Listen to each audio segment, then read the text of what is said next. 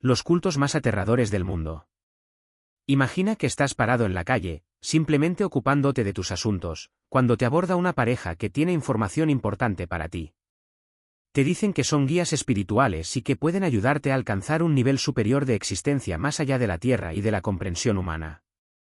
Te dicen que puedes trascender la humanidad transformándote en un ser extraterrestre inmortal. Suena como una propuesta interesante, así que tomas un folleto y asistes a una reunión. En este punto, puedes ir en una de dos direcciones: tus sospechas se confirman y te das cuenta de que has hablado con personas locas, o crees que has hablado con algunas de las personas más importantes de la historia, y en ese instante, acabas de unirte a un culto. Este culto se conoce como Heaven's Gate, la Puerta del Cielo, y fue un culto estadounidense fundado en 1974 por Marshall Applewhite y Bonnie Nettles, quienes, como mencioné, se veían a sí mismos como guías espirituales hacia un nivel superior de existencia humana. Sin arruinar el final, Heaven's Gate es más conocido por los suicidios masivos cometidos por sus miembros, pero la historia es mucho más profunda que solo los titulares. Nettles y Applewhite se conocieron en 1972 y emprendieron juntos un viaje de descubrimiento espiritual, y al final se identificaron como dos testigos de la revelación o el libro del Apocalipsis en la Biblia. Esta afirmación, junto con su astucia persuasiva, fue razón suficiente para atraer a cientos de personas que comenzaron a prestar atención a su movimiento a mediados de los años 70. Después de unos años, incluso tenían más de una docena de miembros adoptando un estilo de vida monástico, dedicando su vida a Heaven's Gate y renunciando a todas las búsquedas mundanas. Este culto es comúnmente reconocido como una religión UFO, principalmente porque la creencia central de este grupo era que los seguidores podían transformarse en seres extraterrestres inmortales al rechazar su naturaleza humana. Al rechazar esta naturaleza humana, ascenderían automáticamente al cielo o, como ellos lo llamaban, al siguiente nivel. Este culto creció principalmente porque Applewhite y Nettles intentaron contactar a otros extraterrestres, es decir, personas afines, es decir, a otros locos. Colocaron anuncios y folletos para promover reuniones donde reclutaban discípulos a quienes llamaban la tripulación. En estos eventos, afirmaban representar a seres de otro planeta que buscaban pacientes para un experimento. Eso ya es inquietante. Se fueron directo a lo loco, no había una introducción suave. Mencionaron que aquellos que aceptaran participar en su experimento serían llevados a un nivel evolutivo superior, una propuesta interesante, potencialmente, pero aún así, había señales de advertencia por todas partes. En 1975, Applewhite y Nettles predicaron en un salón de motel en Oregón y tras esa sesión, más de 20 personas vendieron todas sus posesiones terrenales y, esencialmente, desaparecieron de la faz de la tierra, sin ser vistas por familiares, amigos o incluso el público en general. Estas personas no solo desaparecieron, sino que se convirtieron en parte de Heaven's Gate, que en ese momento ya había comenzado a operar en la clandestinidad. Applewhite y Nettles cambiaron sus nombres a Do y Thea, y habían llevado a casi 100 personas a través del país para abandonar a sus familias y unirse a Heaven's Gate. La mitología que crearon es profunda y es un giro realmente extraño sobre muchos textos religiosos existentes y teorías sobre la historia. Una de las afirmaciones más interesantes que hicieron es que creían que Jesús mismo era un extraterrestre, lo cual es, sin duda, una perspectiva interesante. Pero lo que es más interesante es lo que sucedió en octubre de 1996. El grupo alquiló una gran casa que llamaron El Monasterio, una mansión de 10,000 pies cuadrados en California. En ese momento, estaban pagando $7,000 al mes en alquiler en efectivo y, además, tomaron un seguro contra abducciones extraterrestres para cada uno de sus miembros, con un pago de $1 millón por persona. ¿Quién demonios vende un seguro contra abducciones extraterrestres? Pero ese es un punto secundario, eso es un vídeo sobre estafas de seguros, no sobre cultos. Ahora, esta casa no es el evento interesante, sino el precursor de lo que realmente puso a este culto en el mapa. Casi un año después de alquilar el monasterio, Applewhite grabó un vídeo titulado La salida final de Do, donde hablaba sobre la muerte masiva y cómo era la única forma de evacuar esta tierra. Estaba convencido de que el cometa Alevop era la señal que el grupo había estado buscando y especuló que había un ovni siguiendo este cometa. Debido a esto, Applewhite y 38 de sus seguidores se prepararon para una muerte ritual. Esta muerte se alineó exactamente con el momento en que el cometa estaba más cerca de la Tierra, para que sus almas pudieran alcanzar el siguiente nivel. En los días siguientes, 39 personas tomaron una mezcla de vodka y veneno, y como puedes haber adivinado, murieron.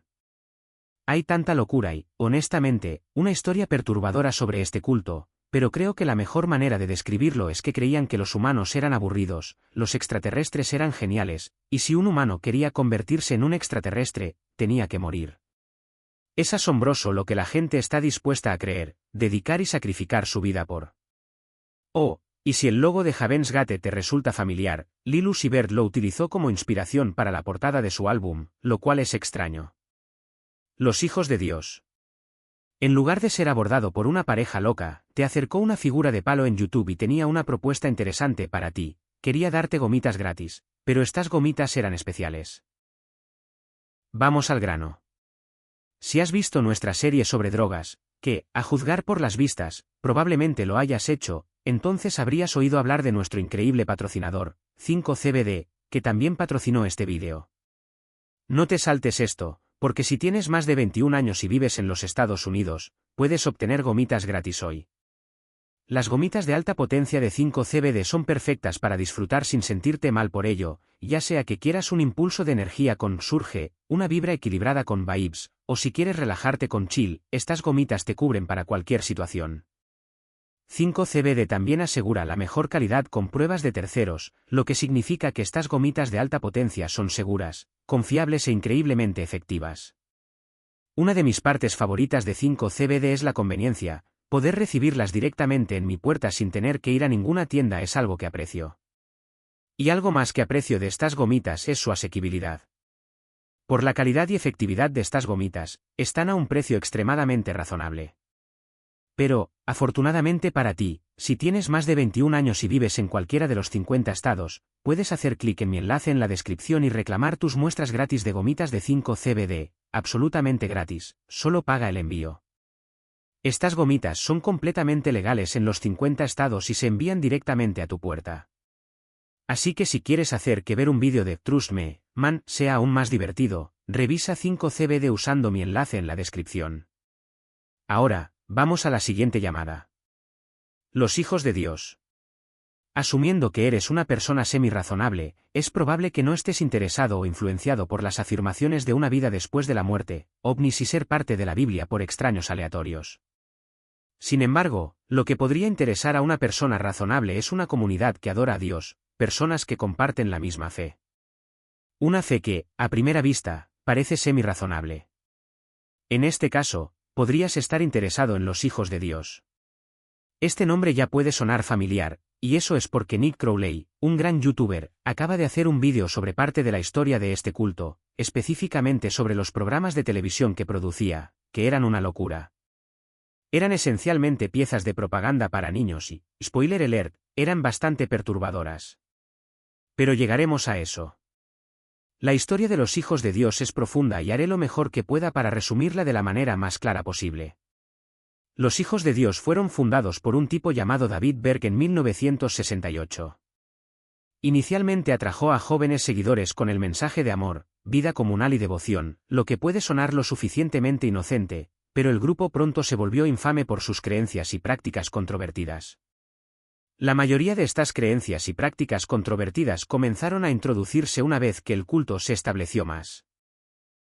Inicialmente, algunas de sus creencias eran más conservadoras y estaban alineadas con la Biblia, aunque parecía que las creencias del grupo comenzaron a transformarse para adaptarse a los deseos personales de Berg, de los que hablaremos más adelante. Por ejemplo, inicialmente el grupo era bastante conservador y ni siquiera creía en tomarse de la mano antes del matrimonio, pero una vez que Berg tuvo una aventura con su asistente, comenzó a difundir mensajes de poligamia, que se convirtieron en lo que él llamó compartir, lo que se vuelve mucho más oscuro. Antes de entrar en detalles, proporcionemos un poco de contexto. Este grupo fue fundado con un enfoque central en una profecía apocalíptica, donde Berg afirmaba que el mundo iba a terminar en 1993 y el propósito de este grupo era promover el amor y la devoción a Dios para que pudieran ser salvados durante este apocalipsis. Difundieron sus mensajes a través de canciones y dedicaron tanto tiempo como fuera posible a alabar a Dios antes del fin de los tiempos. Los miembros infantiles de este grupo ni siquiera recibían educación porque lo veían como una pérdida de tiempo, ya que el mundo iba a terminar pronto de todos modos. Así que todos los niños y adultos en este grupo simplemente estaban sentados, pasando el rato, cantando canciones y esperando el fin del mundo, lo cual, para mí, no suena como un gran momento, pero eso es solo mi opinión. Flor Edwards, un exmiembro de los Hijos de Dios, dijo esto sobre la mentalidad del culto en ese momento: para muchos, era eufórico pensar en la vida después de la muerte. Ganamos ese lugar en el cielo. Éramos los elegidos. Eso es definitivamente una perspectiva interesante. Curiosamente, Berg no era visto muy a menudo por la mayoría de los miembros del culto, ya que en su apogeo, el grupo tenía más de 10,000 miembros en todo el mundo, aunque él estaba en comunicación constante con todos sus seguidores a través de lo que él llamaba cartas Mo, que eran esencialmente piezas de propaganda diarias donde tomaba versículos de la Biblia y los entrelazaba con su propia doctrina retorcida, que, como mencioné anteriormente, evolucionó con el tiempo.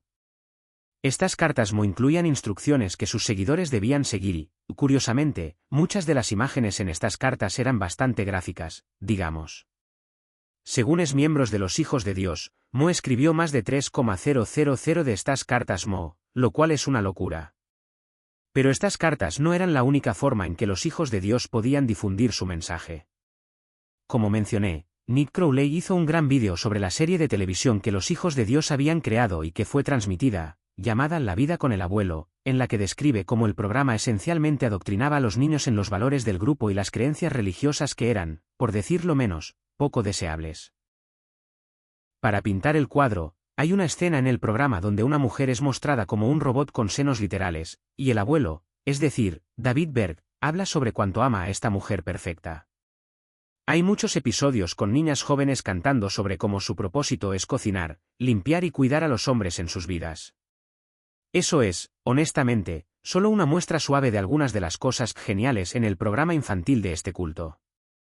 Por supuesto, estoy usando geniales irónicamente.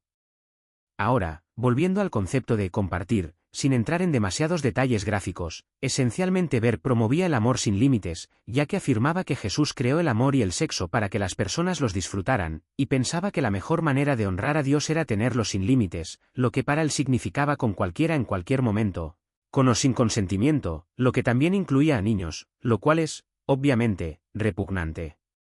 Exmiembros que eran niños en ese momento dijeron que se sentían presionados a hacer cualquier cosa con cualquiera porque sabían que si decían que no, serían castigados por Dios y potencialmente no serían aceptados en el cielo cuando llegara el apocalipsis, que en su mente estaba cerca. Esto, sin sorpresa, llevó a alegaciones generalizadas de explotación y abuso sexual, por supuesto, incluyendo a menores. Los Hijos de Dios enfrentaron un gran rechazo y escrutinio legal debido a los informes de abuso emocional, psicológico y sexual entre los miembros, aunque eso no fue suficiente para derribarlos por completo. Fue un bache en el camino para el grupo.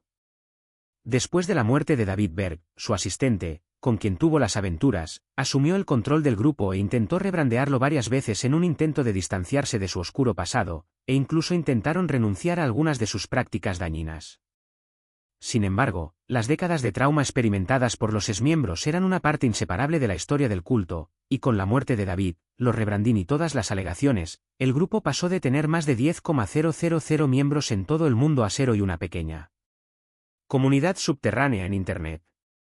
Y personalmente, espero que continúe disminuyendo hasta llegar a la nada muy pronto. Estoy seguro de que el hecho de que el mundo no terminara en 1993 también tuvo un gran impacto en esto. Curiosamente, múltiples celebridades estuvieron involucradas con este culto, notablemente Joaquín Phoenix y Rose M.C. Govan. Rose M.C. Govan describió su experiencia como extremadamente estresante, como si estuviera caminando en una cuerda floja. Se esperaba que fuera perfecta físicamente e incluso fue cortada con un cuchillo por otro miembro cuando tenía una imperfección en su dedo. Como Rose estuvo involucrada en este grupo fue porque su padre era en realidad el líder de la rama italiana de los Hijos de Dios, pero afortunadamente, una vez que los Hijos de Dios comenzaron a promover el abuso infantil, su padre se separó del grupo por completo. Joaquín Phoenix y sus hermanos también estuvieron involucrados en el grupo en la década de 1970 e incluso viajaron por Centro y Sudamérica con el grupo, pero no permanecieron como miembros por mucho tiempo, ya que inicialmente pensaron que era un grupo religioso dedicado, pero descubrieron que era mucho más profundo que eso y cortaron lazos. Es lo suficientemente preocupante cuando las personas son engañadas para unirse a cultos y hacer cosas indescriptibles y tener vidas horribles, pero es simplemente desalentador y deprimente cuando también involucran a sus hijos. Probablemente no sorprenda que los hijos de Dios tuvieran una tasa extremadamente alta de problemas, con muchos miembros sufriendo traumas de por vida, enfermedades psicológicas y, al menos, recuerdos horribles e inolvidables. Pero si no estás interesado en extraterrestres y no te interesa ningún tipo de movimiento religioso, ¿qué pasaría si un hombre se acercara a ti y te dijera que podía decirte cuándo vas a morir? Esto podría parecer una propuesta interesante para cualquiera, pero cuanto más información empieces a obtener, más comienzan a aparecer las grietas. Este hombre se hacía llamar Lou Castro y afirmaba que tenía 3,000 años y que era la combinación de 3 ángeles diferentes. Afirmaba que había muerto y regresado a la vida y que ahora podía predecir muertes con precisión, entre otras cosas. Potencialmente, uno de los mayores atractivos para algunos es que lo afirmaba que si estabas cerca de él, no solo podía predecir tu muerte, sino que también podía traerte de vuelta a la vida, lo que para la mayoría de las personas suena como una buena razón para quedarse cerca. Pero además de las afirmaciones de ser resucitado, a simple vista, parecía que los miembros de este grupo llevaban un estilo de vida relativamente lujoso. Lou tenía un complejo en Wichita, Kansas, donde vivían 10 miembros del grupo con él. Todos estaban completamente provistos de comida, refugio, tecnología, juguetes, gadgets, vehículos todoterreno, vehículos de lujo, cualquier cosa que estos miembros pudieran desear, la tenían, y todo era proporcionado por Lou. Pero, curiosamente, nadie sabía qué hacía Lou para ganarse la vida.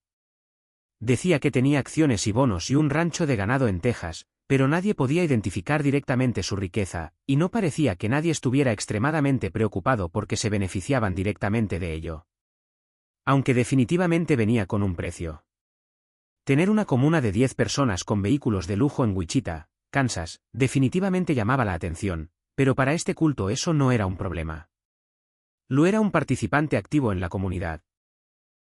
Donaba a la policía, organizaba barbacoas comunitarias en su patio trasero e incluso tenía una pista de ATV en su propiedad de 10 acres, donde cualquiera podía venir y disfrutar de la pista. Este sentido de comunidad definitivamente permitió que las personas se sintieran un poco más cómodas, y creo que la gente asumía que si él tenía algo que ocultar, no sería tan ostentoso, lo que puede parecer razonable, pero también podrías decir que esto es más o menos un enfoque al estilo de John Wayne Gacy. Pero aquí está la cosa. Tras puertas cerradas, estaban sucediendo cosas indescriptibles. Aunque en la superficie parecía un estilo de vida lujoso y saliente de personas geniales divirtiéndose, en realidad era todo lo contrario. Una vez que llegabas al núcleo del grupo, cuando Angel's Landing se trasladó de Texas a Wichita, Kansas, en realidad ganaron 3 nuevos miembros, el agente inmobiliario de Lou y las 2 hijas jóvenes de este agente. Este agente inmobiliario le vendió la propiedad a Lou y, al conocerlo, se sintió muy compelida no solo a estar cerca de él, sino a protegerlo. Poco después, él le confesó que era un ángel. Debido a esta información, este agente inmobiliario protó a sí misma y a sus 2 jóvenes hijas de Missouri a Wichita, Kansas, para unirse a la comuna, dejando atrás a su esposo y al padre de sus hijos. Supongo que puedes adivinar a dónde va esto, y terminó con Lou asaltando y abusando de estas 2 jóvenes. Pero no solo eso, combinando esto con manipulación mental para hacerles sentir que era casi normal, lo cual, obviamente, no lo era en absoluto. En 2003, la historia se hizo mucho más pública cuando uno de los miembros que vivía en la comuna falleció. Este miembro aparentemente se había caído, golpeó su cabeza y luego cayó en la piscina, lo que causó que se ahogara y muriera, lo que, obviamente, atrajo mucha atención, pero no se consideró necesariamente sospechoso, al menos no legalmente. La muerte se alineaba con la mayoría de las muertes accidentales por ahogamiento y no se consideró que hubiera juego sucio. Aunque eso no significaba que no hubiera preguntas surgiendo sobre esta comuna dentro de la comunidad en ese momento. Sin que Lou y el resto de la comuna lo supieran, la policía estaba monitoreando de cerca la comuna, pero no por las razones que podrías haber pensado. Estaban siendo monitoreados por el Departamento de Narcóticos porque Lou tenía una riqueza inexplicada y su suposición era que había una operación de drogas ilegales o algo por el estilo que financiaba este rancho de 10 acres con dinero aparentemente ilimitado. Con la noticia de la muerte de este miembro en la propiedad, algunos miembros de la comunidad también tenían sus propias preguntas. Este miembro que perdieron era considerado la madre del grupo y era la mano derecha de Lou. Fue una pérdida trágica dentro del grupo y fuera de él, ya que era alguien a quien la gente admiraba y con quien al menos tenía una relación positiva públicamente. Tras la muerte de la miembro que falleció en la piscina, los otros miembros del grupo esperaban que Lu la trajera de vuelta, ya que él afirmaba que esta era una de sus habilidades.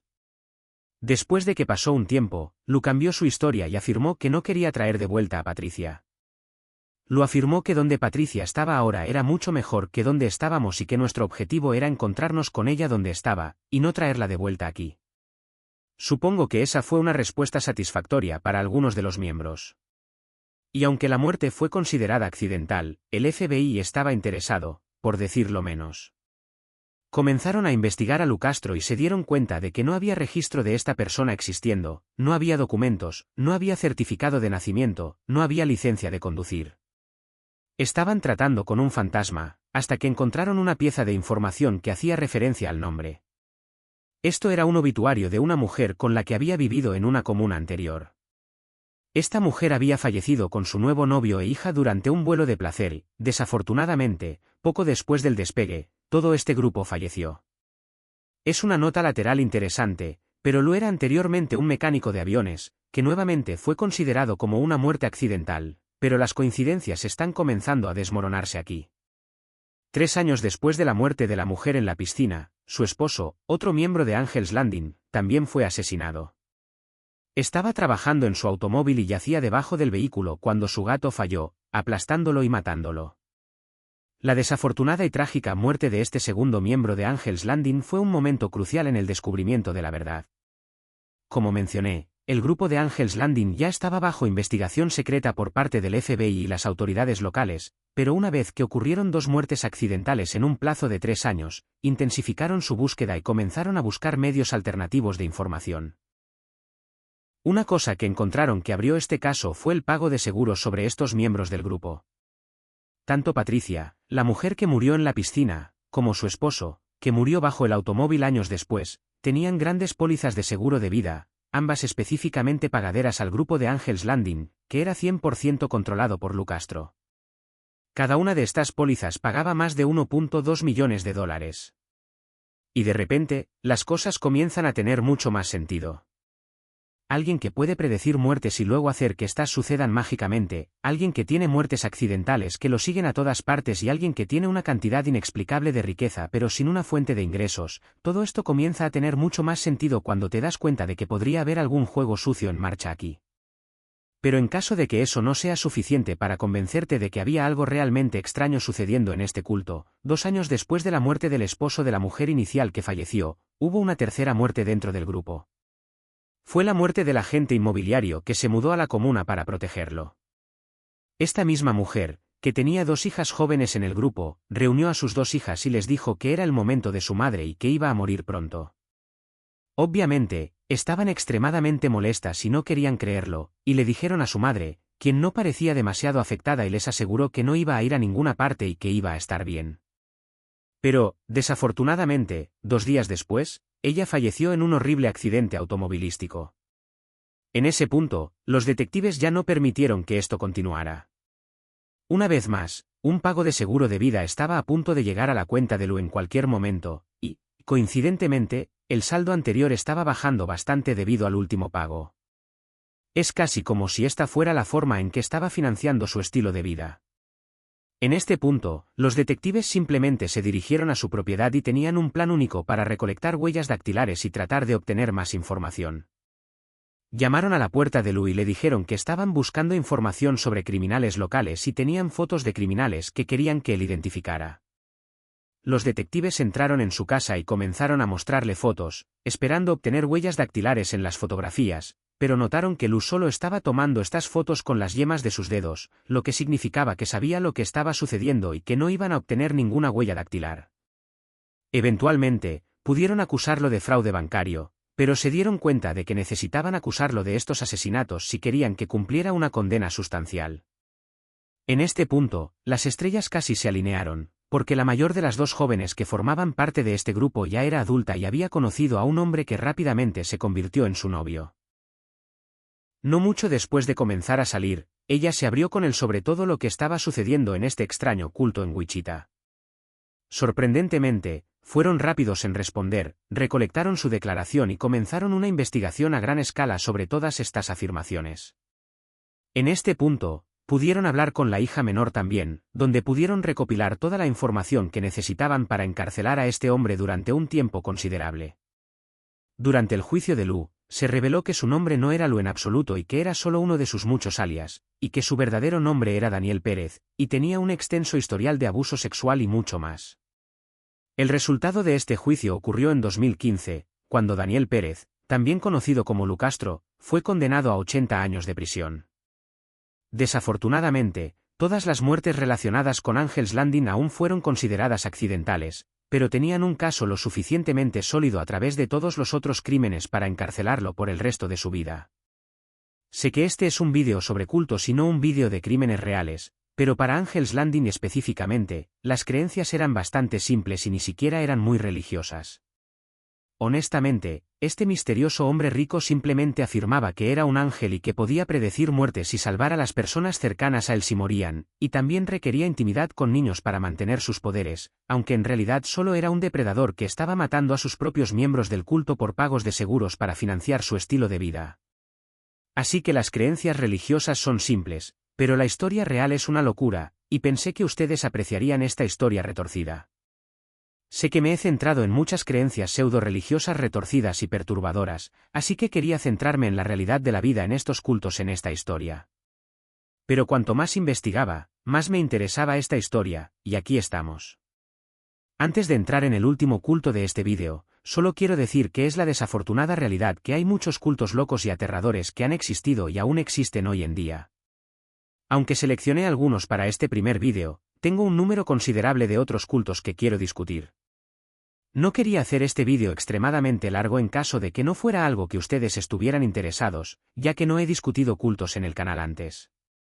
Así que si están interesados en más cultos aterradores y verdaderamente perturbadores, háganmelo saber en los comentarios o dejen un me gusta en este vídeo. Este tipo de interacción me ayuda a entender qué vídeos quieren ver. La Orden del Templo Solar. Con eso, vamos a entrar en la Orden del Templo Solar, nuestro último culto de este vídeo. Supongamos que no tienes absolutamente ningún interés en ningún tipo de grupo religioso.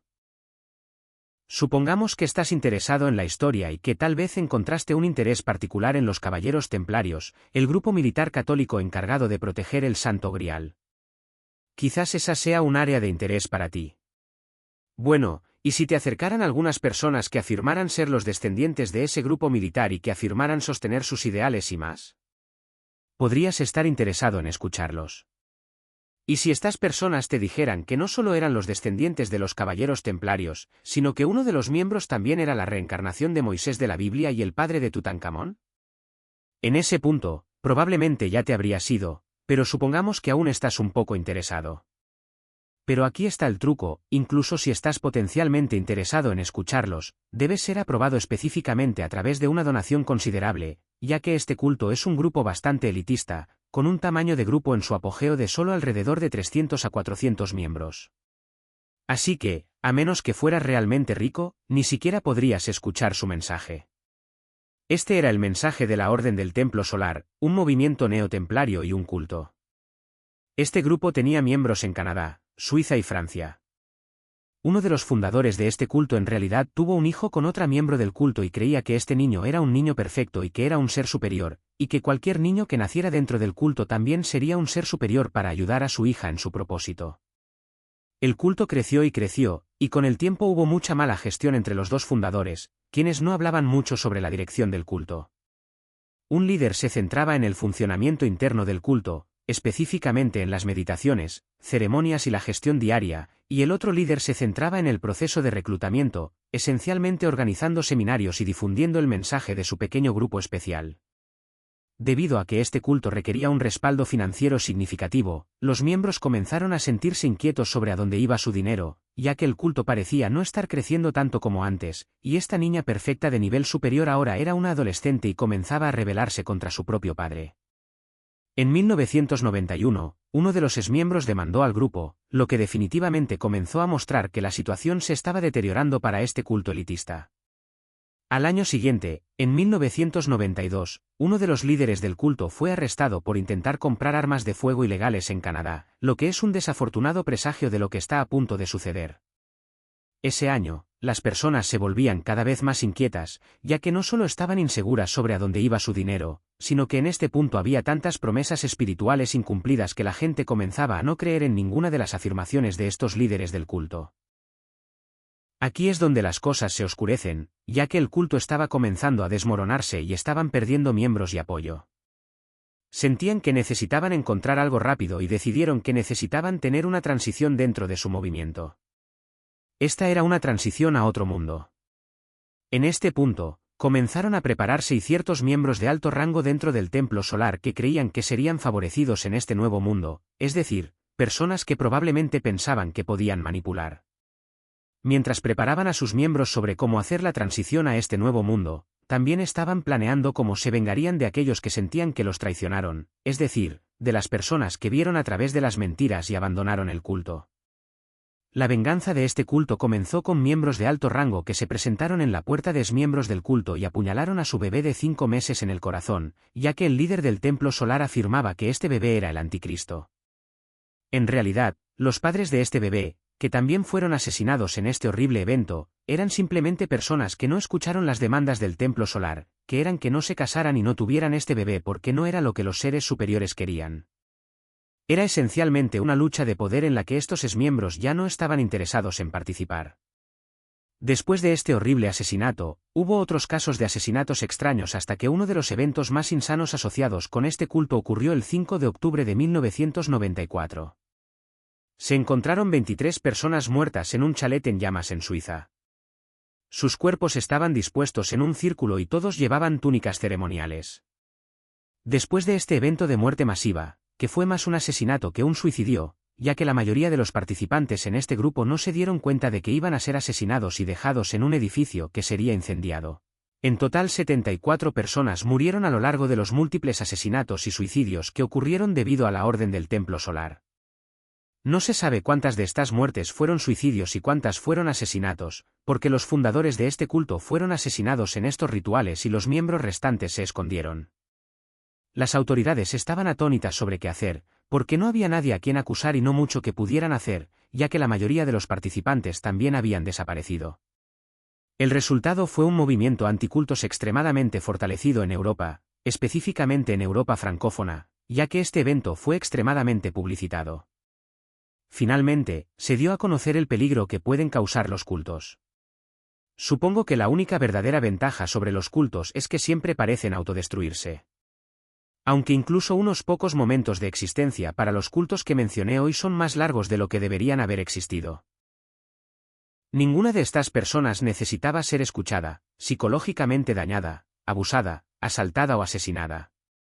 Y si algo, espero que este vídeo arroje un pequeño rayo de luz sobre el aterrador mundo de los cultos, la manipulación y el abuso que es posible.